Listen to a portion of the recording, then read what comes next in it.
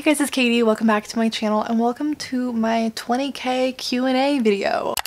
Obviously, the first thing I want to say is thank you so much, everyone, for subscribing to my channel, especially if you're watching this video, because this video has literally no value other than me talking about myself. So if you're on this video, that's incredible in and of itself. But yeah, I've been on booktube for 3 years, 3.5 years, somewhere around there. It's been a long time. And I stopped being able to like conceptualize how many people were following my channel past like 100, like 20,000 to me. I can't really wrap my head around. And more than anything, I'm just really grateful. But booktube has become such an important part of my life, and I really enjoy interacting with you guys and making videos, and I'm really happy that people are still here because it's been a while. So I asked you guys to send me on any questions that you had over Instagram and then also here on YouTube. So if you're not already following my Instagram, it's just at Katesbookdate. I do a lot of interactive videos over there, so make sure to follow me if you want to participate in future videos. But we have a lot of questions and I'm going to try and not make this video super long. So thank you guys so much for sending in your questions, and hopefully this video ends up being somewhat entertaining. I don't know. So we'll start with the Instagram questions. First we have, what are some things in the synopsis that make you interested in a book? For one thing, I love when it sounds like it's gonna be a book that's like rooted in reality but has just a touch of the supernatural and the paranormal in it, especially with like psychological thrillers where it's that line where you don't know if something supernatural is going on or if it's just in the person's head. I love stuff like that. And then kind of going off of that, if it's done well, I really like unreliable narrators. I love to have at least some kind of romance in the book. It doesn't have to be the main focus, but romance subplots, I need something to ship. And whenever, I don't know, I get like almost like a gothic, emo, dark vibe from something, I'm all about that. I love like creepy, dark, atmospheric books. That's my jam. How has your reading taste changed through the years? I think it's just gotten more mature and honestly more open-minded. Basically, I've just branched out of YA. I read more adult now. I've learned that I really like thrillers. I learned that I really like poetry. I'm like looking at my shelves to see like what kind of books I've been reading lately. I've been reading a lot more nonfiction. Basically, I've just been more willing to try new things. I have yet to find a genre that I never like. There's always exceptions to the rule. The only genre I don't think I could ever really get into is like Western. But even with that said, I liked the TV show Westworld, so there's exceptions to every rule. Favorite book series ever? You guys are readers. You should know that these questions are impossible to answer and change on a day-by-day basis, but I'll just go with my cop-out answer and say the Margot series because you guys know I love those books. What does your tattoo mean? I have 3 and I actually have a whole video explaining them. It's like a 2-year-old video and it's kind of cringy. I have a hair. So I can link it down below if you want to see, but I have this one on my wrist, which is a delta symbol, and it has like a little gap on the side, and the delta symbol, the triangle, means change in something. So this, because it has like the little opening, is supposed to symbolize open to change. And then the one on this wrist says ahimsa in my handwriting, and you can look up ahimsa. It has a bunch of different definitions and different ways that people interpret it, but the definition and the reason why I got it is nonviolence and compassion for all living things, which basically encompasses who I am as a human being. And then I'm not gonna like lift up my shirt. I have a bodysuit on, so I couldn't even if I wanted to, but I have another one down here on my ribs, kind of like on my back, and that's a quote from a poem that says, "Do not go gentle into that good night." But yeah, I got this one when I was 18, I got this one when I was 20, and I got this one when I was 19. So it's been a while. I'm due for another one. I'm almost 23 and I haven't had one in a while. Most favorite book you read because of booktube? I feel like the majority of the books that I read, especially when I was first getting into reading, were from booktube. That was how I found out about books. So I could say that about like anything. Like Margot, I think I found from booktube, and that's one of my favorite books now. The Infernal Devices trilogy I found because of booktube, and I love those books. Recently, the Cruel Prince series I found because of booktube. Basically everything that I read. There's like a chunk of books that I found that were not from booktube, but my favorite one that I found because of booktube, I'm trying to think of ones that I probably wouldn't have found on my own. Probably Grave Mercy by Robin Lefevre's is the first book in the His Fair Assassins trilogy, and I can't even remember what channel I saw this on. This would have been like 6 or 7 years ago. But I don't think I ever would have given that book a try on my own, but now it's one of my favorite series. Would you ever do a recommendations video on short story or essay books? As of now, no, just because I don't think I've read enough to make a recommendations video. I don't read that very often, especially short stories and like anthologies and stuff. That's just not my thing. The only essay book that I can think of off the top of my head is I Miss You When I Blink, which is one of my favorite books that I've read this year. So that's a recommendation if you want an essay book. I loved that one. But yeah, it would be a long time from now if I ever made that recommendation video, just because I don't have enough recommendations for you. How has booktube helped you grow as a person? This is a great question, and it definitely has. I feel like it's made a really big difference in my life. I made this channel when I was a freshman in college. I've now graduated, and looking back, I'm trying to like imagine what I would be like if I had never made this channel. And honestly, that's like a sad version of myself because I grew up very quiet, which is also my biggest pet peeve, is when people point out or like make a joke out of me being quiet. It's like the worst thing in the world. If you're quiet, you probably understand. But I'm not quiet because I like am afraid to talk, or I'm timid, or I don't have anything to say. I'm just more of like an introvert. I'm more of like an introspective person. I'm very observational. I like to listen to people, and so I never really spoke a ton growing up, and that was something people always liked to poke fun at. And so then when I did talk, especially like in school, people would always like act surprised whenever I talked or make a big deal out of it, and I always felt like I needed to speak really fast, because I think this also goes into being a woman. Like I was constantly interrupted, talked over, people weren't listening to me, and that kind of conditioned me also to be kind of quiet. And so now having my booktube channel, obviously people can choose to not watch or click off whenever they want to, but I'm sitting alone in my room with a camera. I can sit here and take as long as I need to make this video. I can talk as long as I want to. I can say whatever I want to. I can talk as slowly as I want to, and no one's gonna stop me. And there's people who want to listen to me. So I think that in and of itself has just made me a more confident person, a more well-spoken person, and someone who's more willing to speak my mind in other situations as well. So I feel like it's just helped me mature. It's helped me become more confident and helped me become more comfortable with the fact that I'm a quiet person, because we live in a society that really values extroverted qualities, and if you want to succeed in like the stereotypical way of success in society, you have to like act extroverted, which if you're an introvert, trying to act like an extrovert constantly is so draining and exhausting. And so having this channel where I can just be my quiet, kind of soft-spoken self is a relief, and it's kind of taught me that that's okay, and I don't have to act like an extroverted person for people to listen to me, because for some reason 20,000 people have decided that they want to watch my videos even though I'm not super extroverted and bubbly. So I think booktube has helped me grow in that I'm more willing to speak my mind, I'm more willing to speak up now, but I'm also more comfortable with the way that I do that. And it's actually kind of sad going back and watching my first couple of videos, because I talked quickly.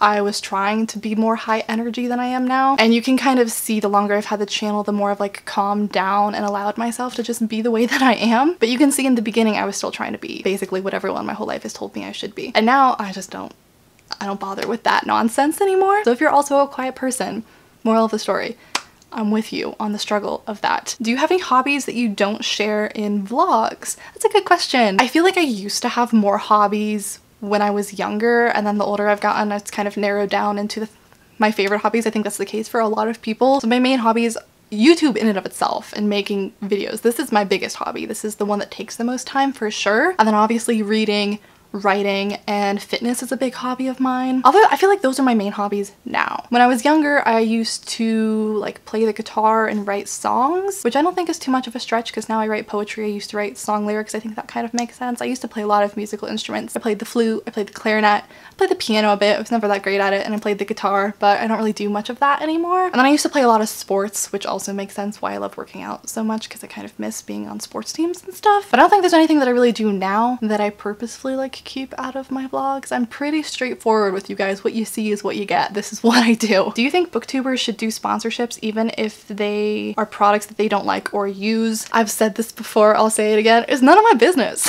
I don't care what other people do with their channels. I don't care what other people do with their life. All I can do is control what I do.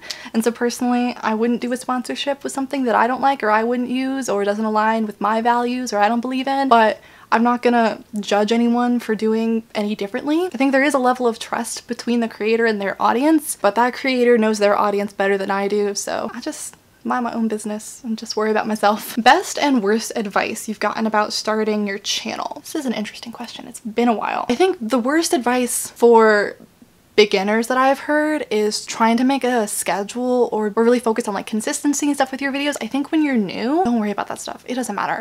Like, make the content that you're excited about, post it when you can. Try and post often, obviously, but trying to post at the right time of day and post the right days of the week, like none of that matters when you're brand new. All that matters is getting some videos onto your channel. So if you're new, don't worry about any of that. That does come into play once you start to build an audience, but when you're first starting out, it's not gonna make a difference. And then best advice starting my channel? Oh, I knew I had something in mind for this. Try and make friends with people who have similar subscriber counts to you. I wholeheartedly stand behind this advice. I think this is the best thing that you can do if you're joining, especially looking for friendships and looking for more of a sense of community. This is not to say that you can't be friends with like bigger creators or anything like that. It's not what I mean at all. But think about when you go into college. You're a college freshman, and who are you going to try and make friends with? You're going to try and make friends with all of the other freshmen, because they also all just got there and they're all trying to make friends as well. You're not going to insert yourself into a group of seniors who've all been friends for 4 years. Like, you might meet them and slowly become friends with them down the road, but inserting yourself into a group that's already like known each other for 4 years isn't gonna work as well as looking at all of these other people who are actively looking for new friendships. So you might become friends with those other people down the line, but focus on the other people who are right in front of you who are also looking for friendships. Like, all of these people who have created a channel at a similar time as you, you're all going through this process together, and that's gonna give you a bond with those people that you're not gonna have with anybody else. They're gonna understand what you're going through. You can help each other. Like, those are gonna be your people. So I would just highly recommend looking for friendships in people who are at a similar place in their channel as you, because they're gonna understand you the most, and they're also probably looking for friends as well. Like, the people that I met when I first started my channel, I still talk to almost all of them, even the ones who don't make videos anymore. And I'm always open to meeting new people, and I love all of the people that I've met who made channels after me, but like, I'm always gonna remember those people as people who made channels at the same time as I did. Like, there's just like a special connection with those people.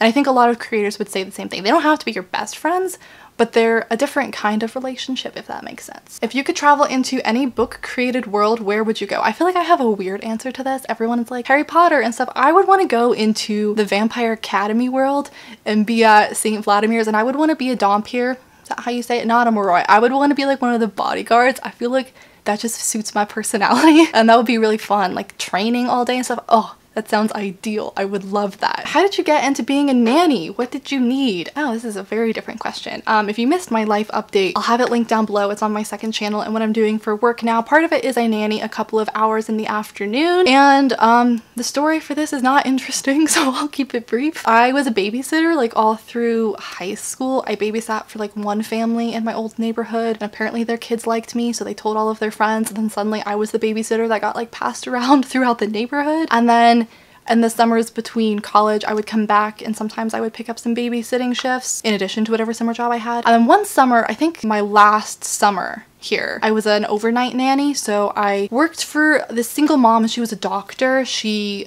was on like one of the doctors on the helicopters and stuff. And so she would be gone for like 30 hours at a time. I would go over to her house, spend all day with her son. I would sleep there. I would be there the next day until she got back, and then she'd have a couple of days off and I'd have a couple of days off, and then I would do it again. The way I found that overnight nanny gig was I put myself on care.com, and I had honestly forgotten that my profile was still up on that website. But then when I finished with my copywriting job this summer, it was literally the last week of that job. I had already given my notice that I was leaving. I was on the train home. I think it was on like a Monday, and my last day was Thursday, and I was already like, I don't know what I'm gonna do next. And I got a phone call from this woman asking me if I wanted to start picking up her kids from school, and I was like, well, that was really convenient timing. Yes, I could do that. It all just ended up going really easily. As far as what you need, I feel like different people look for different things in their nannies. Mine did ask me to send over my resume, and so she knew that I had like a bachelor's degree. She saw all of my professional experience. And then on care.com, I think I had like reviews from previous families who'd used me as a babysitter, and I had positive reviews and stuff. And then I did actually like interview with them. I went to their house and met the parents and met the kids and stuff, and I think they could gauge that I wasn't a crazy person, and I got the job. If you could ghostwrite someone's life, who would it be? That's an interesting question. Earlier this year, I read The Other Einstein, which I actually really didn't like the book, so this is not me recommending the book, but it's a novel also, so it's fiction. It's like loosely based on reality. We don't know how much of it was true. Creative liberties taken,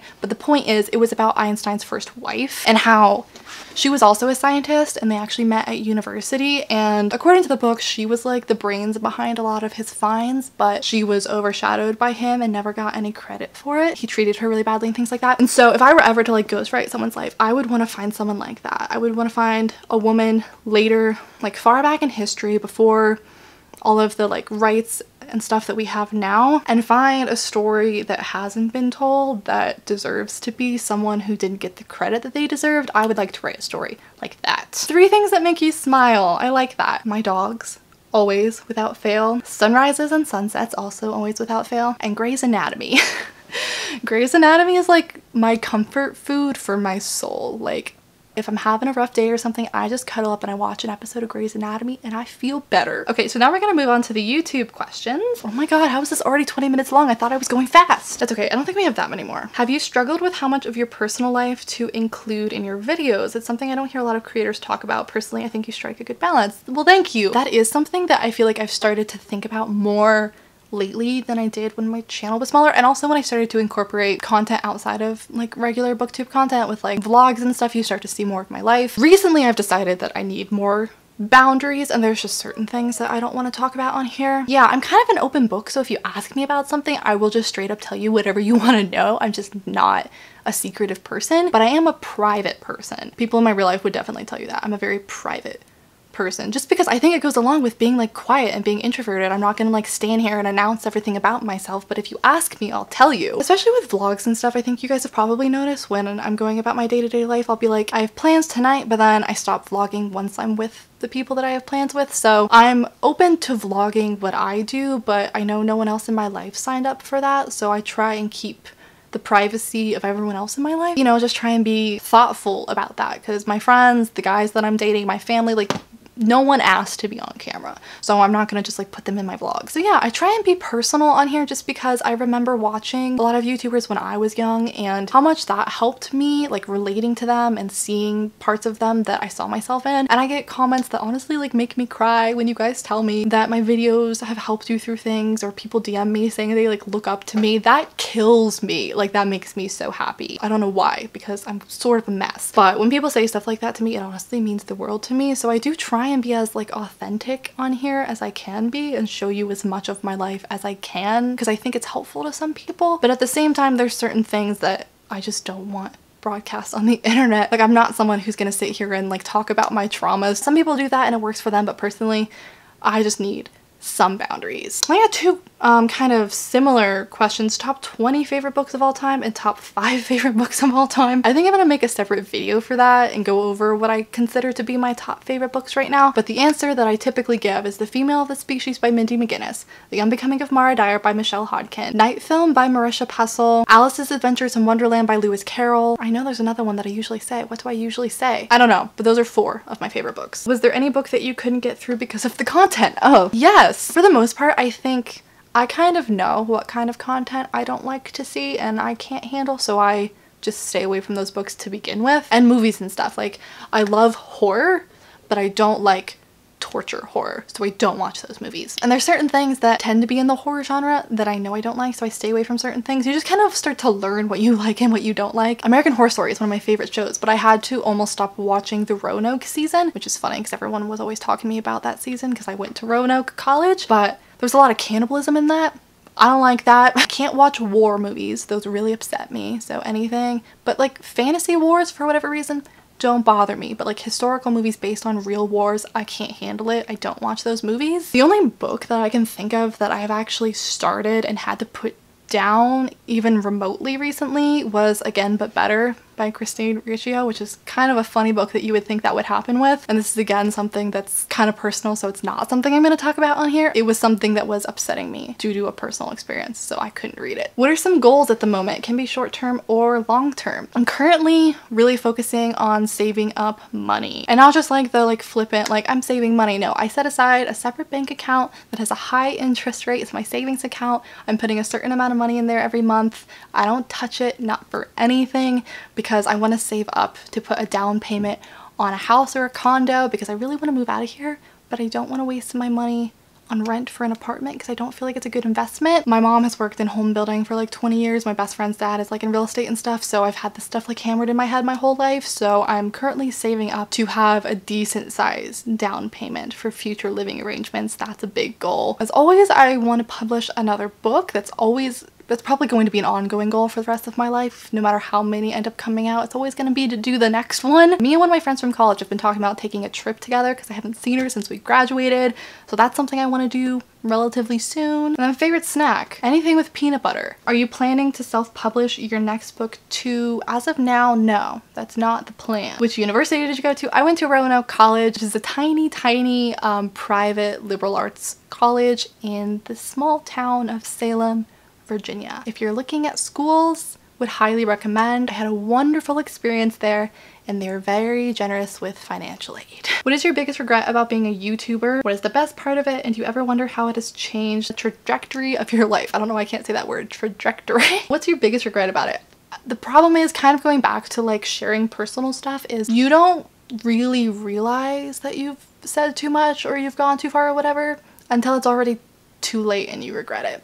And then it's on the internet forever. Even if you delete the video, people have seen it. So that's hard, putting yourself out there, and there are people in here who are just not very nice. People who don't know you. It's usually not your subscribers. It's some random person who finds your video and decides to leave hate. So I've gotten better about not being affected by like hate comments and dislikes and stuff, but sometimes people say things that are just really cruel, and I'm a human being, so obviously I try and brush it off as best I can, but when I see that stuff, it still affects me. And so putting myself on the internet is more like vulnerable and probably not great for my mental health. So I may have had fewer issues had I not put my life online so publicly. But what's the best part of it? There's so many good parts about it. I feel like I was saying earlier, I've built so much confidence through this. I feel like I have a community here. I have this place that I can always go to. Yeah, this is like a happy place for me. And do you ever wonder how it has changed the trajectory of your life? I feel like it's given me a little more security, honestly. The little bit of extra income that I get here, the friendships that I've made here, the connections I've made here, like, I would have survived without them, but they're definitely nice to have. I do, you know, I can't help but wonder if it's held me back from things, if potential employers had come on here and seen something that they didn't like and I didn't know about it, and that had stopped me from getting a job. That was a big insecurity of mine when I was applying for jobs and I was struggling, and I thought maybe this was why. And I don't know what it would have been on here, because I don't feel like there's anything on here that's bad, but that was definitely something that I worried about. They basically want to know what's something that you liked and disliked about old booktube and something that you like or dislike about current booktube, because I have been here for a little over 3 years, but I've been watching for probably like 8 or 9. Something I like is how many new channels we have. When I first started watching booktube, there were probably a maximum of 20 channels total, and I was subscribed to all of them because there weren't options of other channels to watch. There were only so many people who were talking about books, so the fact that there are so many different channels now, you could find something for every genre, every niche, like anything you could possibly want, every personality. There's a channel for everyone now. Something that I miss about not even just old booktube, just like old YouTube in general, is personally I don't like watching the super professional looking videos, the ones that are like so highly produced and crisp and perfect. I liked how casual old YouTube used to feel. Like, I'm not gonna complain about better camera qualities and people learning about mics and lights and stuff. Like, obviously it's good that we've evolved and the quality of our videos has evolved, but sometimes I kind of just miss people just talking to their webcam in their room about books and just how personal it felt and just how casual it felt. So I try and keep my videos relatively casual still, because that's the kind of content that I like watching, but I know some people like the highly produced content. How do you get out of reading slump mode? I don't. I'm actually talking about that in the reading vlog that I'm filming for this week. When I'm not in the mood to read, I don't think of it as a reading slump anymore. I just think I'm not in the mood to read, and I don't force it. And I think my mood to read comes back quicker when I don't force myself to read. Will you be making more writing vlogs? Yes, of course. The only reason why there haven't been a ton is because I was taking a break. I finished the draft of my book, so I wanted some time off to just like stop thinking about it before I dove into revisions, but I am getting back to working on it, so there will definitely be more writing content coming soon. How do you take notes from books you read and summary to other people? I'm assuming you're asking like how do I summarize the books that I read on here when I'm like doing my wrap-ups and stuff. Honestly, to be real with you guys, I don't take notes for my videos really anymore, so when I summarize books for you, it's off the top of my head. I just kind of pull it out of thin air, which I think you can tell in some videos when I'm like struggling to describe a book. But when I've talked about a book in several videos, I kind of get the way that I summarize it down. So by like the second or third video that I talk about a book in, I can just like spew out a summary of it that kind of sounds like I like planned it out. But no, I've just said it several times at that point. And this will be the last one. I'm sorry that I couldn't get to all of them, but I feel like this video is going to be really long and probably only like 5 people are still here watching. But this is a two-parter too. Have you read Daughter of the Forest? No, I have not. And 2, you live in Colorado. What's it like? Because it's one of my top 3 states to move to. I do live in Colorado. I love it here. That wasn't always the case. I feel like going away to college for 4 years and being away from home in Virginia made me appreciate home more, and now I'm back, even though I always said I was never gonna come back. I didn't even apply to any colleges in Colorado because I wanted to leave so badly. But now I'm back, and I appreciate home a lot more now. There's actually a lot to love about being here that you don't realize isn't the norm until you live somewhere else. So it's so clean here. There's like no trash by the highways or anything, which is underrated but very nice. I think Colorado is up there on one of the top like healthiest states. Like everyone here is super active. Everyone here is riding bikes or out walking. Everyone just likes to live a healthy lifestyle, which just kind of aligns with the way that I live. I have access to so many vegan restaurants and stuff, which were hard to come by in a small town in the South. I feel like Colorado is a pretty like neutral state, like politically and stuff, so there's not a lot of discrimination. Honestly, like I didn't realize how like sheltered I grew up here until I went to school in the South, because I didn't realize that people were still like legitimately racist. Like I didn't realize that was still such a problem in some places, because I had never experienced it here. And obviously it's really beautiful here. It's sunny over 300 days out of the year, and you definitely get to experience all 4 seasons. That's a big one for me. I could never live someplace that you don't get to experience all 4 seasons, but when it's cold here, it's cold. And when it's hot here, it's hot. And then the in-between seasons are really pleasant. So yeah, that's gonna be it for today. Thank you guys so much for sending in all of your questions. I hope this was somewhat interesting. I feel like I've just been talking for a really long time. But thank you guys again so much for 20,000 subscribers on here. Like I said, I can't even wrap my head around that number. But to me, it's not like followers or whatever. Legitimately think of you guys as people that I know, especially people who comment frequently. Like I start to recognize your profile pictures and your usernames and stuff, and I start to think of you as people that I know in my real life. Thank you guys so much for being here. I appreciate you more than you know. Also, I forgot to say though, if I didn't get to your question, or if you thought of another one while watching this video, feel free to leave it in a comment down below and I'll answer some more questions down there. And I'll have all my social media linked down below if you want to come follow me elsewhere, as well as my second channel. And other than that, I think I'll just see you guys in my next video very, very soon. Bye. So hit me.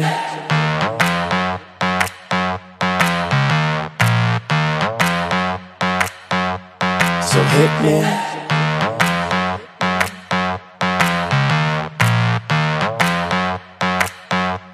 So hit me. First a confession. With you, I feel a connection. With